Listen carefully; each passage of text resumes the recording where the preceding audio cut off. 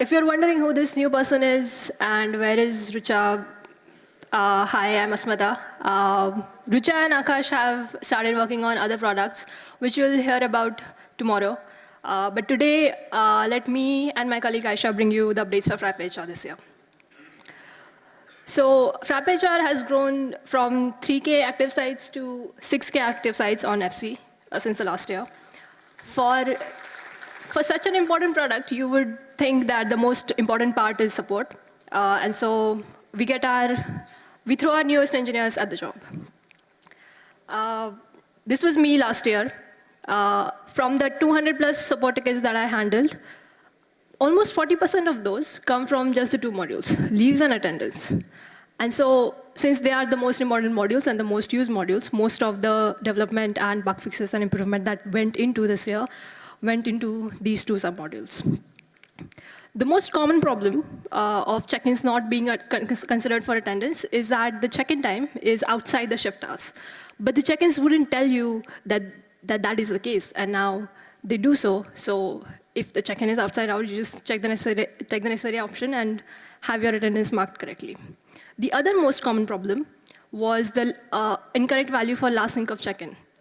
So now you can just automatically set it to update every day, and so have it take care for you instead of you having to go manually update the last sync of check-in. The other most requested feature was half-day in attendance. If you create a leave application for a half-day, the check-ins that you would create for the other half would be lost, which would result in losing the attendance information as well. Now we've introduced a field called status for the other half in the attendance document, which would track the status for this other half. You can also set this status from the employee attendance tool if this is what you use. And you can have the absent status reflect in the absent days. So you no longer have to create leave without pays, leave without pay, leave applications just to correct your payroll. And if you like to see the monthly attendance report at the end of every month, you also get to see the detailed status for the half day. Earned leaves are the type of leaves that are credited at the end of every period, like a month or a quarter. When you allocate earned leaves, there was no schedule that was visible upfront. So the users wouldn't know when the leave allocation is being allocated or if the leave have been allocated. And if there is a problem, what would you do? So now you get to see the schedule in the leave allocation document.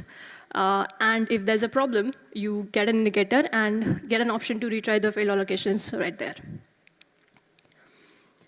Even after this, if there is some adjustment you want to make, either allocate or reduce, there is a new leave adjustment doc type that would let you adjust the balance for your leave allocations right from the leave allocation, either allocate or reduce with a reason, and have that reduction reflect in your leave balance. So currently, you set the holiday list in Employee Master, but every year you change the holiday list. There is no historic record of what happened the last year. The problem that comes is when auto attendance marks attendance, it would mark incorrect attendance for the previous year's holidays, which would have no attendance because they were holidays.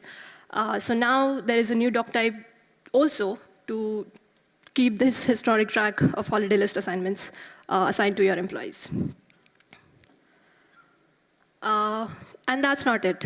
Holiday list gets one more update, which is half days. This is also one of the most requested features. You can set which of the holidays are half days.